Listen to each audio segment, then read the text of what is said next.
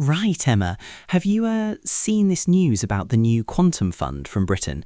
Absolutely massive in it. £250 million. That's about 315 million USD. And it's specifically for quantum, which, makes it really interesting. Oh, I did. I actually just read a bit about it from the Quantum Insider, right? Like February 13th. And they've already made a huge splash, putting a significant chunk of that into Photonic Inc. out of Vancouver. That's quite the statement, isn't it, to go right for a Canadian company? Absolutely, yeah. It's not just a casual investment, is it? This fund it's backed by some serious players, institutional investors, pension funds, even sovereign capital. It totally signals this shift, from just exploring quantum to what they're calling the quantum utility era. It's about practical applications now, not just lab stuff. This is really about getting those prototypes to industrial scale. Okay, so like moving beyond the theoretical, right? So what is it about Photonic Inc. specifically that's getting this kind of like flagship investment? What makes them stand out from, say, a Google or an IBM in the quantum space, beyond just being Canadian? Well, that's the real kicker, actually. Photonic, founded by Stephanie Simmons, they're not doing the whole monolithic chip thing like IBM or Google, They're all about building modular quantum systems. And get this, they're interconnected by telecom-grade fiber optics. It's a totally different approach. Very clever. Oh, wow. Telecom-grade fiber optics. So like instead of one giant brain, it's more like a network of smaller connected brains. That's a pretty unique angle.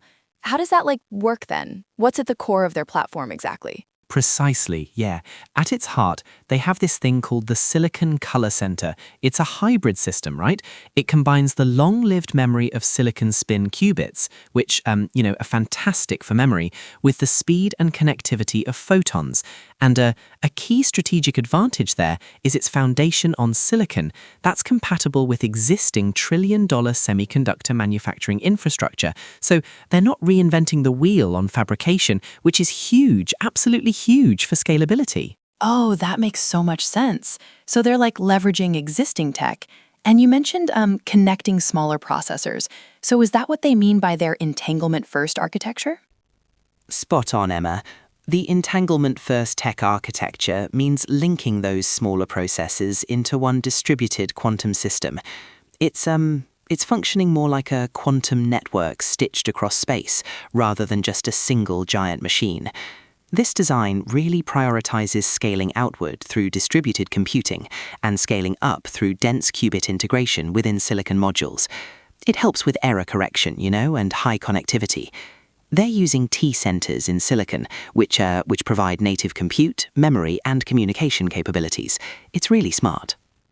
That's super interesting. And this investment from the UK, does it tie into their own quantum strategy then? I remember hearing something about the UK being really keen on quantum tech. Absolutely, yeah.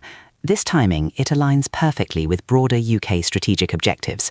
Photonic actually announced plans mid-2025 to set up a £25 million R&D facility in the UK, creating over 30 high-paying technical jobs. That's backed by the UK's National Security Strategic Investment Fund, the NSSIF, and aligns with their national quantum strategy.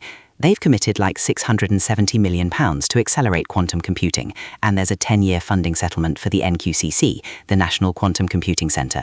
It's all about scale-up support, and earlier in January, Photonic also raised 180 million CAD in a separate funding round, bringing their total to 375 million CAD, so huge commercial interest, right?